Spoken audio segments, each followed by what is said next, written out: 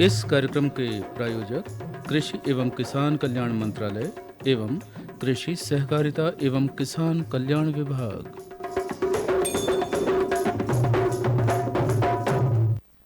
कार्यक्रम किसान वाणी सुनने वाले सभी किसान भाइयों बहनों और सभी श्रोताओं का स्वागत है कार्यक्रम किसान वाणी की चौपाल में। आज की चौपाल में सजाने हैं मैं हूं शिव भैया और मैं शैलेंद्र भैया को सभी किसान भाइयों बहनों को राम राम। शैलेंद्र भैया आपको हमारी राम राम। शिव भैया राम राम। भैया अभी हमारे किसान भाई देखिए ठंड के मौसम में रबी के मौसम में लगी खड़ी फसल में पानी की सिंचाई करने के साथ साथ खाद उर्वरक डालने का काम भी कर रहे हैं ना। हाँ भैया। लेकिन भैया इन सब कामों को करते हुए सेहत का भी ध्यान रखें तो कैसा रहेगा भैया? बिल्कुल शैलेंद्र भैया, ये तो बहुत अच्छा रहेगा। और चलिए आज की बात हम इसी विषय पर कर लेते हैं कि सेहत का खजाना ज्वार, इस विषय पर आज की बात करेंगे और साथ ही चर्चा करेंगे। जानिए क्या है बायो फर्टिलाइजर, और मेहमान क्रम भी होगा जिसमें आज के मेहमान क्रम में हम आपकी मुलाकात करवाएंगे ग्राम पलानी, पोस्ट बांका, तहसील हर्रई, जिला छिंदवाड़ा के युवा प्रगतिशील किसान द्वारका प्रसाद प्रतीति से। बिल्कुल। और इसके साथ ही हम जुड़ेंगे मनोरंजन से और किसान वाणी की चौपाल में, जिसमें लोकगीत, भजन और मनोरंजन भी अपने किसान भाइयों को सुनवाएंगे। चलिए किसान भाइयों, अब समय हमारी आज की बात से जुड़ने का, जिसमें आज हम बात करने वाले हैं ज्वार के बारे में, जो कि सेहत का खजाना माना जाता है। किसान भाइयों, पहले जहाँ इन मोटे अनाजों को कोई पूछता नहीं था, इससे गरीबों का खाना कहा जाता था। वहीं कुछ पिछले सालों में मानव के स्वास्थ्य में हुए उतार चढ़ाव और उसके परिणामों के कारण अब इन्हीं अनाजों की मांग लगातार बढ़ रही है। कारण इनसे होने वाले लाभों के कारण भैया। बिल्कुल किसान भाइयों, ऐसे ही मोटे अनाजों में एक अनाज है ज्वार, जो कि सेहत का खजाना माना जाता है। किसान भाइयों, ज्वार पोषक तत्वों से भरपूर एक पारंपरिक अनाज है। यह विश्व भर में उत्पन्न किए जाने वाले अनाजों में 5 अनाजों में से मुख्य होता है। यह न केवल हमारी शरीर को पोषण देता है, बल्कि किसानों की आय बढ़ाने के साथ साथ जलवायु संतुलन को भी बनाए रखता है। ज्वार से रोटी, उपमा, डोरला, इडली बनाई जाती है। साथ ही इसे खिचड़ी या दलिया में भी उपयोग किया जा सकता है। चलिए अब जानते हैं कि इसे सेहत का खजाना क्यों कहा जाता है, इसके फायदे क्या क्या हैं। तो किसान भाइयों, ज्वार से ग्लूटेन नहीं होता है। यह उन लोगों के लिए बेहद उपयोगी है जो लोग गेहूं से परहेज करते हैं भैया। बिल्कुल किसान भाइयों, इसमें ज़्यादा मात्रा में फाइबर होता है जो पाचन तंत्र को मजबूत रखता है। साथ ही इसके सेवन से कब्ज की समस्या दूर होती है और इसके सेवन से यह पेट को लंबे समय तक भरा हुआ महसूस कराता है, जिसके कारण वजन घटाने में मदद मिलती है। बिल्कुल किसान भाइयों, ज्वार के सेवन से शुगर का स्तर को बढ़ने से यह रोकता है और इसलिए जिन लोगों के मधुमेह की समस्या है उनके लिए यह तो रामबाण औषधि है। इसके अलावा इसमें मौजूद फाइबर और एंटीऑक्सीडेंट खराब कोलेस्ट्रॉल को कम करने में मदद करते हैं, जिनके कारण दिल की बीमारी का खतरा भी कम रहता है। बिल्कुल किसान भाइयों, ज्वार में मैग्नीशियम और कैल्शियम की अधिक मात्रा होती है, जिसके कारण शरीर की हड्डियां मजबूत होती हैं। इसमें मौजूद कॉम्प्लेक्स कार्बोहाइड्रेट शरीर को धीरे धीरे ऊर्जा प्रदान करते रहता है। इसके अलावा ज्वार में प्रोटीन और आयरन भरपूर मात्रा में होते हैं, जिससे खून की कमी को दूर करने में सहायता मिलती है। शैलेंद्र भैया, ज्वार एक जटिल कार्बोहाइड्रेट पाया जाता है जो पूरे दिन शरीर को लगातार सहन शक्ति बनाए रखने में मदद करता है। अगर आपका वजन ज़्यादा है और आप वजन कम करना चाहते हैं तो ज्वार का सेवन इसमें आपकी मदद कर सकता है। बिल्कुल किसान भाइयों, ज्वार में आयरन और कॉपर भरपूर मात्रा में पाए जाते हैं, जो लाल रक्त कोशिकाओं के विकास में मदद करती है। साथ ही रक्त संचार को बेहतर बनाता है। इसके अलावा जिनको एनीमिया की समस्या है उनके लिए ज्वार का सेवन लाभकारी होता है। किसान भाइयों, 100 ग्राम ज्वार में 329 कैलोरी पाई जाती है। इसमें प्रोटीन 10.04 ग्राम, कार्बोहाइड्रेट 73 ग्राम, फाइबर 6 ग्राम, वसा 1.9 ग्राम, कैल्शियम 25 मिलीग्राम, आयरन 4 ग्राम, फास्फोरस 220 मिलीग्राम, पोटेशियम 350 मिलीग्राम और विटामिन B1, B2, B3 पर्याप्त मात्रा में पाया जाता है। बिल्कुल किसान भाइयों, ज्वार में मौजूद विटामिन तंत्रिका तंत्र और दिमाग के लिए उपयोगी होते हैं, ज्वार का सेवन सर्दी में करने से यह शरीर को गर्म रखता है। किसान भाइयों, ज्वार के सेवन से बीमारियों का खतरा कम होता है। हम तो यही कहेंगे कि ज्वार एक ऐसा अनाज है जो पर्यावरण, अर्थव्यवस्था और सेहत तीनों के लिए वरदान है। यह न केवल हमारे शरीर को पोषण देता है बल्कि कई बीमारियों को होने से बचाता भी है। सेलेन भैया, बिल्कुल। किसान भाइयों, अगर एक पंक्ति में हम कहें तो ज्वार सिर्फ अनाज नहीं बल्कि सेहत, परंपरा और प्रकृति का संगम है। इसलिए इसे रोज अपनी जीवन शैली में शामिल करना चाहिए। तो सुयोग भैया, ये तो थी हमारी आज की बात। अब जुड़ते हैं एक बार फिर से मनोरंजन से और अपने किसान भाइयों को सुनवाते हैं सीताराम तिवारी और साथियों की आवाज में सुंदर सा लोकगीत।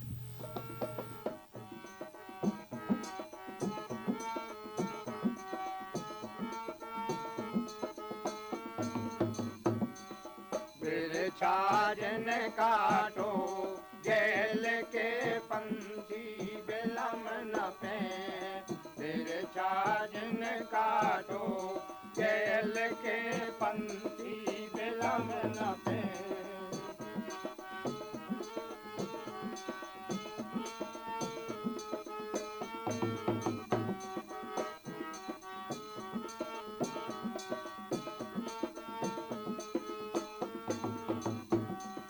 हरे भरे भय सबके लान, हरे भरे भय सबके लान, सुनो गांठ बांधो अगाड़ी सबसे प्रीतन में, सुनो गांठ बांधो अगाड़ी सबसे प्रीतन में।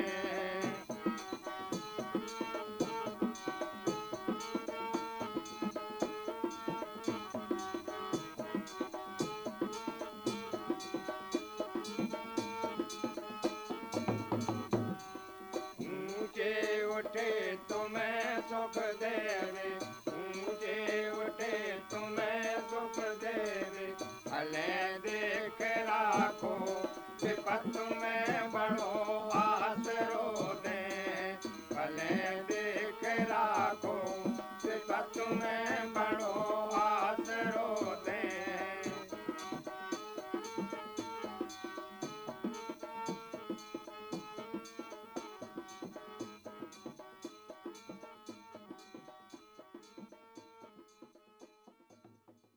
लोकगीत के बाद आइए किसान भाइयों अब जुड़ते हैं हमारी आज की चर्चा से।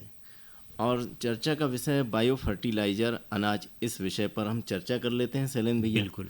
जैसा कि हम चर्चा कर रहे हैं बायो फर्टिलाइजर अनाज की, ये कोई केमिकल की दवाई नहीं है बल्कि छोटे छोटे सूक्ष्म जीव हैं जो फसल को ताकत देते हैं। भैया ये बायो फर्टिलाइजर है क्या? अरे भैया, ये फर्टिलाइजर मतलब अपनी देसी खाद। अच्छा। और ये अपनी मिट्टी को ताकत है और कोई केमिकल नहीं है ये। बिल्कुल। और ये सूक्ष्म जीव है जो मिट्टी को जिंदा रखते हैं।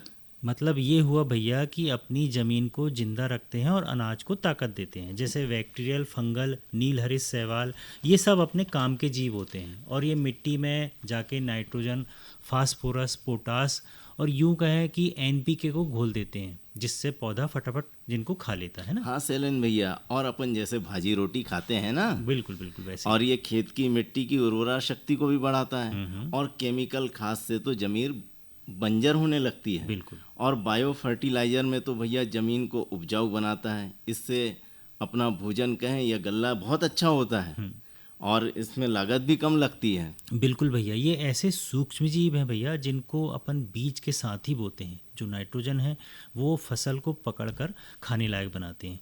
जैसा कि भैया आपने बताया कि खाना खाते हैं, वैसे ये फसल को पोषण देते हैं और अपने खेत की एक प्रकार की दवाई है। हाँ, और ये मिट्टी की सेहत को सुधारते हैं और ज़मीन को ऊपर लाते हैं ताकि अनाज खूब फले फूले भैया। और साथ ही भैया खाद का खर्चा भी कम होता है और पैदावार ज़्यादा मिलती है। इसमें भैया राइजोबियम, एजेक्टोबैक्टर और पीएसबी मतलब ये तीनों मिलते हैं और इनके बीज के ऊपर लगाकर या मिलाकर बुआई कर दी जाती है। ये तो बता दिया भैया आपने कि ये क्या होता है, लेकिन ये तो बताइए ये मिलता कहाँ से है? अरे भैया देखिए किसान भाइयों, जैसे अपन बाजार में कल्चर के नाम से मिलता है, जिससे राइजोबियम पीएसबी, अजोला ऐसे नाम होते हैं और इनका उपयोग बोते समय करते हैं अपन। बिल्कुल। तो किसान भाइयों, रासायनिक खादों पर निर्भरता कम करें और सभी किसान भाइयों बहनों से कहना है कि धरती को हरा भरा बनाने के लिए बायो फर्टिलाइजर अपनाएं, जैविक खेती अपनाएं और स्वस्थ जीवन पाएं। तो ये तो थी भैया हमारी आज की चर्चा। अब एक बार फिर से मनोरंजन से जुड़ते हैं और छोटे लाल, मोहन लाल और साथियों की आवाज़ में सुंदर से एक लोकगीत सुनवाते हैं। लगा के प्रीत काय तोरी रे, लगा के प्रीत काय तोरी रे,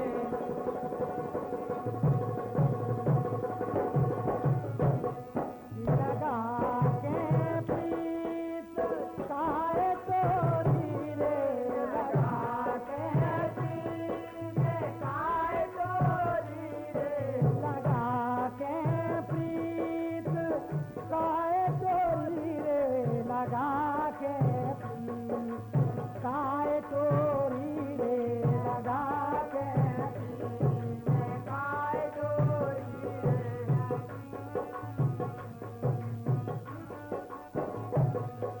लगाओ नीबुआ, लगाओ केला रे, लगाओ नीबुआ, लगाओ केला रे, लगाओ नीबुआ, लगाओ केला रे, सजाओ राजा के डेरा रे।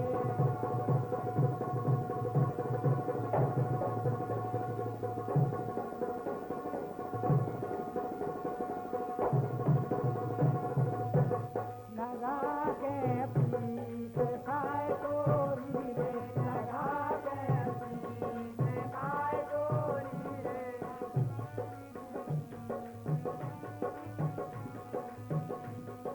पके नीबुआ, पके केला रे, पके नीबुआ, पके केला रे, पके नीबुआ, पके केला रे, पके नीबुआ, पके केला रे, डराओ राजा के डेरा रे, डराओ राजा के डेरा रे, डराओ राजा के डेरा रे, डराओ राजा के डेरा रे।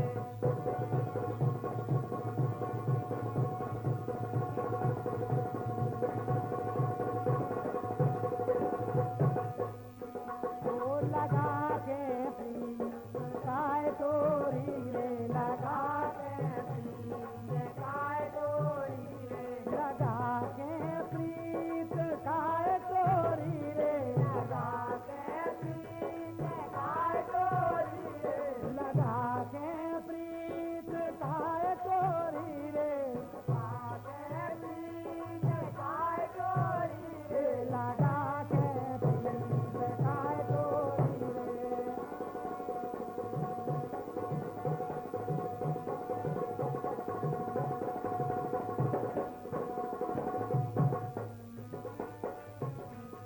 कटाओ नीबुआ, कटाओ केला रे, कटाओ नीबुआ, कटाओ केला रे, कटाओ नीबुआ, कटाओ केला रे, कटाओ नीबुआ, कटाओ केला रे, हटाओ राजा के डेरा रे, हटाओ राजा के डेरा रे, हटाओ राजा के डेरा रे, हटाओ राजा के डेरा रे।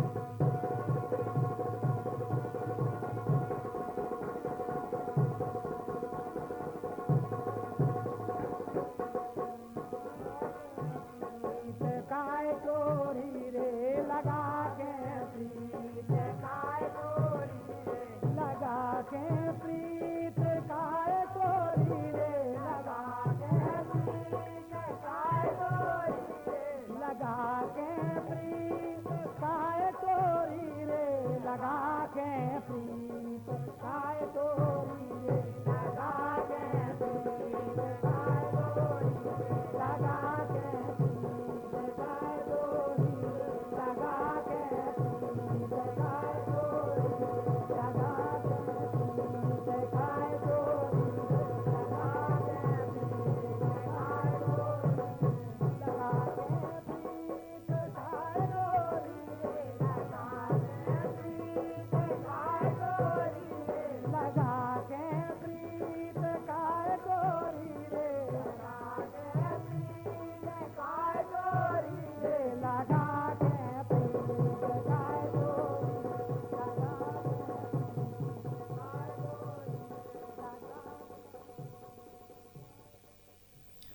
चलिए किसान भाइयों, इस लोकगीत के बाद अब जुड़ते हैं हमारे मेहमान क्रम से, जिसमें आज हम आपको सुनवा रहे हैं ग्राम पलानी, पोस्ट बांका, तहसील हर्रई के युवा प्रगतिशील किसान द्वारका प्रसाद परतेती से रबी के मौसम में लगने वाली फसलों के प्रबंधन पर बातचीत। और इनसे बातचीत की है शिव भैया ने। हम पलानी, पोस्ट बांका, तहसील हर्रई के युवा प्रगतिशील किसान द्वारका प्रसाद परतेती से सभी किसान भाइयों बहनों की ओर से द्वारका भैया को हमारी राम राम। राम राम भैया, राम राम कहाँ हो रहा हूँ द्वारका भैया? भैया। अबे तो बस सिंचाई कर रहे हैं। अच्छा, सिंचाई कर रहे हैं, माने खेत बढ़िया हरो हरो दिख रहा है। हाँ, हरो भरो दिख रहा हो भैया। कितने एकड़ में फसल लगाए जा गेहूं की? भैया लगभग लगभग 4-5 एकड़ में। 4-5 एकड़ में, साथ में चना भी देख रहे थे। बिल्कुल भैया, चना भी लगो है और ये बदल हो गया था। अच्छा अच्छा, तो अभी खेती बाड़ी में पानी बगाने का काम चल रहा है। तो अच्छा ये बताओ, अभी जैसे जब फसल लगी है, कितने इंच आ गई है फसल? भैया अभी तो कुछ गेहूं निकास में भी है। अच्छा। में आप, और कुछ गेहूं? कुछ गेहूं अभी पालों में है। अच्छा, पालो में है। पालो में, अच्छा। तो जो बताओ, जैसे अभी पानी बगाए, अच्छा जो निकास में जो गेहूं आ गया है, हाँ, एक कब लगा दे थे तुमने? अपने दिवाली के। अच्छा, दिवाली में लगा देते, मैंने कहन को अर्थ हुआ कातक में लगा देते। तो कातक में लगा देते तो जो निकास को आने लगो, और जो वालों जो है जो कब लगाए थे दूसरों वाले गेहूं? भैया लगभग नवंबर दिसंबर में। अच्छा, नवंबर दिसंबर में, ऐसा है। तो इनमें दवाई कितनी डाल रहे हैं अभी? जैसे अभी जब बढ़वार के लाने अपने के कैसे करने पड़े, कितनी मतलब खाद यूरिया डालने पड़े? भैया उसमें 4-5 कट्टी डालना पड़ेगा यूरिया की। हम्म। तो नैनो यूरिया भी आ गई है आज की स्थिति में। अच्छा, नैनो यूरिया। उसको भी छिड़काव मारना पड़ेगा। और पहले तो जो गोबर खाद फेंके हैं उसमें। अच्छा, मतलब बोन के पहले ऐसे करे हैं कि तुमने गोबर खाद डाले हैं। जी। एक कारण यही तो फसल तुम्हारी जब देखास में आने लगी है। हाँ, हाँ भैया। सही कहा भैया, जब तो बिल्कुल चमक दिख रही है धीरे धीरे। अच्छा। नहीं, ये गोबर खाद का असर है सबसे ज्यादा।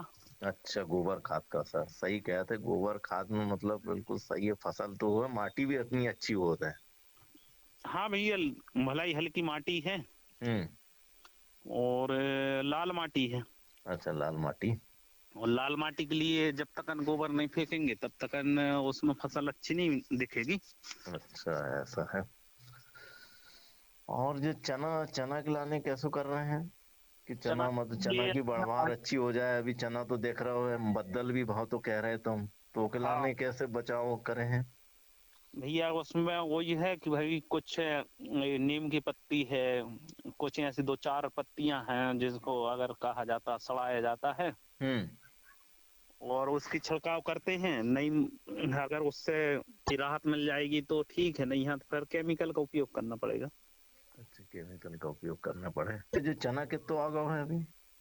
अभी इंच? वही फूल में आ गया भैया। अच्छा, फूल में आ गया, तो एक छिड़काव कर दें तो एक बढ़वार अच्छी हो जाए, है ना? हाँ बिल्कुल। और एमे भी खाद कौन सी डालें? अभी खाद उर्वरक जैसे डालने हैं उनको लाने, चना के लाने, तो कौन सी नहीं, उपयोग? इसमें क्या है कि पहले ही मार दी है इसमें, क्या अच्छा। कहते हैं ना, DAP वगैरह। डीएपी। और कुछ ये नमक है और जो गौमूत्र है सिता के, और उसमें छिड़काव करके बोनी अच्छा, हुई। ये भैया जो आपने अभी जो बताया अपन के नमक और गौमूत्र की बात कही, तो अच्छा है को कैसे करना पड़ा था ताकि सभी किसान भैया बहन तुमसे सीखें, और ये कैसे करना पड़ा था? हल्का हल्का हम्म। ये अपन गौमूत्र डाले। हाँ, गौमूत्र कितना लग जाता है? हाँ, अपन अगर 1 क्विंटल में कम से कम 4-5 लीटर। अच्छा, 4-5 लीटर। हम्म। 1 कुंटल में 4-5 लीटर हो जाए गौमूत्र? हाँ, और उसमें क्या है कि फिर नमक है। नमक की कितनी मात्रा डाला था हमें 5 लीटर में? लगभग हाँ। 1 क्विंटल में वही 2 kg। अच्छा, 2 किलो। और नमक कौन सा वाला उपयोग कर रहे थे अपन? पिसो वाला भी हो जाता है, नहीं है तो वो गड़ी वाला को बाट के डालना पड़ता है। अच्छा, बटे में अपन गांव में पहले खाते और अभी भी रखत हैं, जो ही हाँ, वालो है ना, भी रखते हैं वो ना गड़ी वालो, डगला डगला रहता है। हाँ, डगला। अच्छा डगला तो, वाला। अच्छा तो वो बस बहुत छिड़काव है में सिर्फ चना में कर रहे हैं? नहीं, बोते टाइम करते हैं इसको। अच्छा, ऐसो है। अब तो हम्म। फसल लगाई गई है, किसान भैया बहन तो अगले साल के लाने एक ध्यान रखने पड़े। हाँ, अच्छा ऐसा कर रहे हैं तो। ध्यान रहेगा तो बहुत अच्छा वो उत्पादन भी होता है इससे।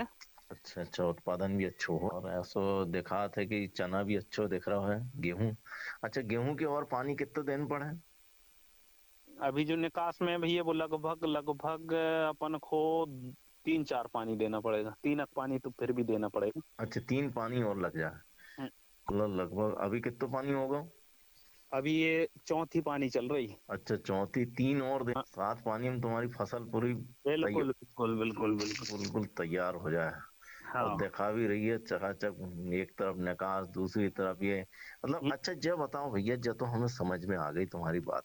लेकिन अच्छा, ये आगे पीछे काहे के लाने बोए हैं? खेत में तुम्हारी फसल पहले बो है, पर जब दूसरी बाद में। भैया देखो, एकदम से फसल आ जाती है तो कटाई में भी बहुत दिक्कतें आती हैं। अच्छा, ऐसी बात है द्वारका भैया, क्या बात बिल्कुल सही कहे तुमने। क्योंकि ऐसा है। लेट रहेगी फसल हम्म। तो उसके माध्यम से आते जाएगी। धीरे धीरे अपनी फसल का जैसे प्रबंधन, सही कहे द्वारका भैया, काफी दिन से मतलब खेती का अनुभव करते जा रहे हैं। हाँ। अच्छा, थोड़ा सा लगा ये प्याज भी लगाए, लगा था ना? प्याज को रोपा डालो भैया। अच्छा, प्याज को रोपा डाले। और अभी प्याज फिर लगन की तैयारी है? हाँ हाँ। तो प्याज की लगन की तैयारी है। वो अभी क्या है, ये बटाना अटाना आ जाएगा, खाली हो जाएगी जगह तो वो पड़ी रहेगी, तो इसके कारण से उसमें क्या है कि प्याज जो डला है अब गर्मी में अच्छा रहेगा उसका उत्पादन। अच्छा, मतलब ऐसा है कि गर्मी जायद की फसल लेने की भी तैयारी चल रही द्वारका बिल्कुल भैया। बिल्कुल हाँ। क्या बात है, मतलब सही किसान हो भैया। अच्छा, जब बताओ, अच्छा बटाना कितने लगो हैं, जो बटाना कह रहे हैं, कस्सा आजू देख रहा हूँ ऐसा लगा। हाँ, ये साइड में लगा है 4-5 करो। अच्छा, 4-5 करोड़, नहीं तो पूरा पुरजा आए थे। नहीं भैया, पुरजा है, वो क्या है कि भाई थोड़ा सा वाटर लेवल तो कम हो गया है, हम्म। लेकिन उसमें क्या है, धीरे धीरे धीरे धीरे सभी साइड अब क्या है, कम पानी भी लगेगा अब, और धूप आई गई है, धूप में तो ज्यादा ही पानी लगता। नहीं, जब बात तो सही कहे, बहुत अच्छी जानकारी दे द्वारका भैया। लेकिन जब बता दो, हम चलत चलत हमारे किसान भैया बहन से का कहना चाह रहे हो? भैया हम किसान भाइयों को यही कह रहे हैं हम्म। कि समय समय पर बहुत ध्यान दें, अच्छा, ताकि समय से चूक जाते हैं तो दिक्कतें नहीं होती फसल में। जब बात तो है। अगर चूकने के बाद अगर कहा जाए कि भाई अच्छी चीजें लगाएं तो फिर समय बलवान कहा तो जाता है। द्वारका भैया, आपने हमारे आकाशवाणी केंद्र के लिए इतना अमूल्य समय दिया, इसके लिए बहुत बहुत धन्यवाद। राम राम। राम राम भैया। किसान भाइयों, अभी आपने मेहमान क्रम के अंतर्गत सुना ग्राम पलानी, पोस्ट बाका, तहसील हर्रई के युवा प्रगतिशील किसान द्वारका प्रसाद परतेती से रवि के मौसम में लगने वाली फसलों के प्रबंधन पर सीयू भैया की बातचीत। और आइए अब सुनते हैं कुछ महत्वपूर्ण संदेश।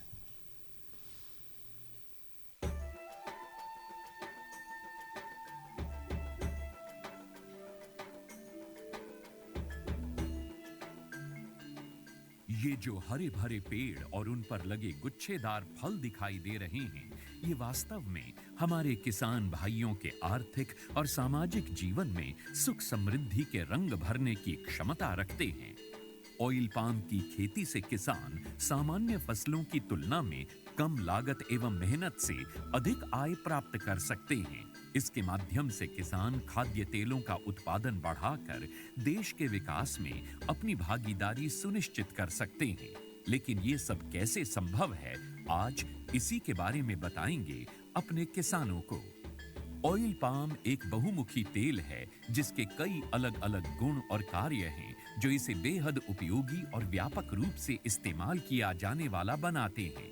ऑयल पाम के फल से सबसे अधिक तेल प्राप्त होता है। प्रति हेक्टेयर 20 से 25 टन फलों की उपज देने वाले इसके पेड़ परिपक्व होने के बाद लगभग 30 साल तक फल देते रहते हैं। यही नहीं, इन पेड़ों के बीच अंतर्वर्ती फसलें उगाकर किसान दोहरी आय भी प्राप्त कर सकते हैं। इसके अतिरिक्त सरकार की ओर से भी इसकी खेती के लिए काफी सहायता उपलब्ध करवाई जाती है।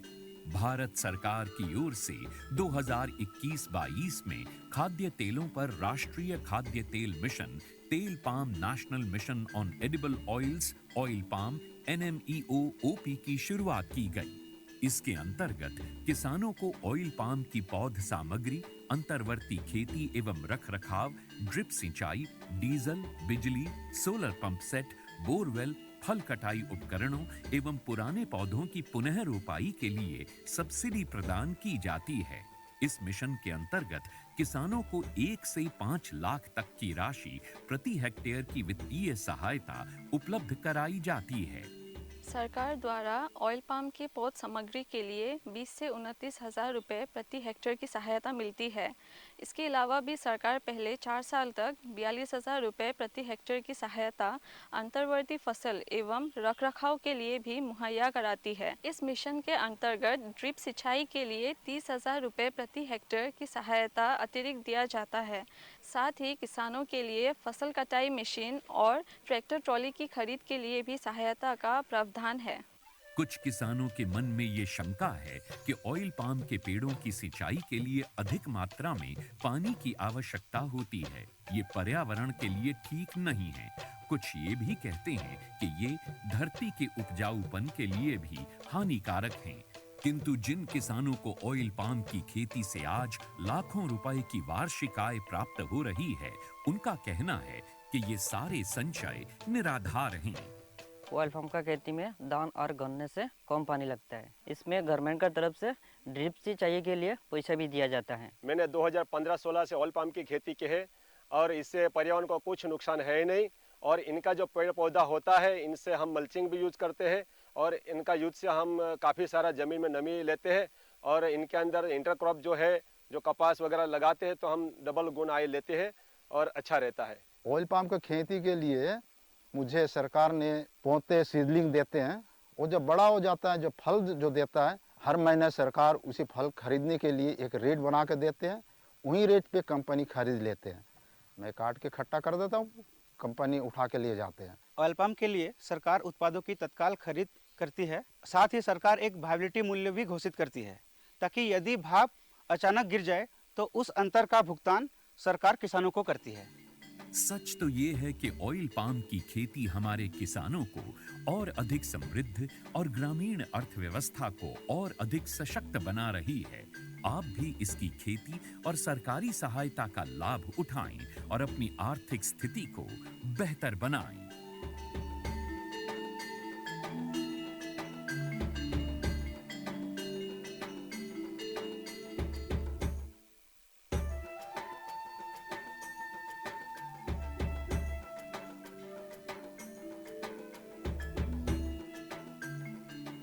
मैंने 2015-16 से ऑयल पाम की खेती की है और इससे पर्यावरण को कुछ नुकसान है ही नहीं। और इनका जो पेड़ पौधा होता है, इनसे हम मल्चिंग भी यूज करते हैं और इनका यूज से हम काफ़ी सारा ज़मीन में नमी लेते हैं। और इनके अंदर इंटरक्रॉप जो है, जो कपास वगैरह लगाते हैं, तो हम डबल गुण आय लेते हैं और अच्छा रहता है। ऑयल पाम का खेती में धान और गन्ने से कम पानी लगता है। इसमें गवर्नमेंट का तरफ से ड्रिप सिंचाई के लिए पैसा भी दिया जाता है। ऑयल पाम की खेती के लिए मुझे सरकार ने पौधे सीडलिंग देते हैं। वो जब बड़ा हो जाता है, जो फल जो देता है, हर महीने सरकार उसी फल खरीदने के लिए एक रेट बना के देते हैं। वही रेट पे कंपनी खरीद लेते हैं। मैं काट के इकट्ठा कर देता हूँ, कंपनी उठा के लिए जाते हैं।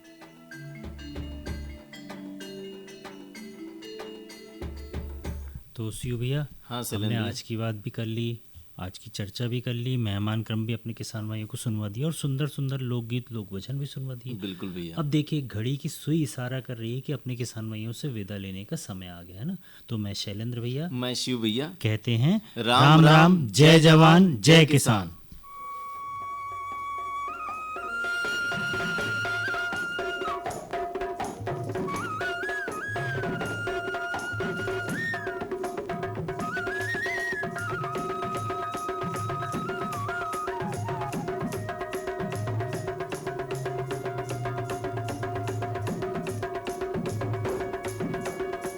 इस कार्यक्रम के प्रायोजक कृषि एवं किसान कल्याण मंत्रालय एवं कृषि सहकारिता एवं किसान कल्याण विभाग।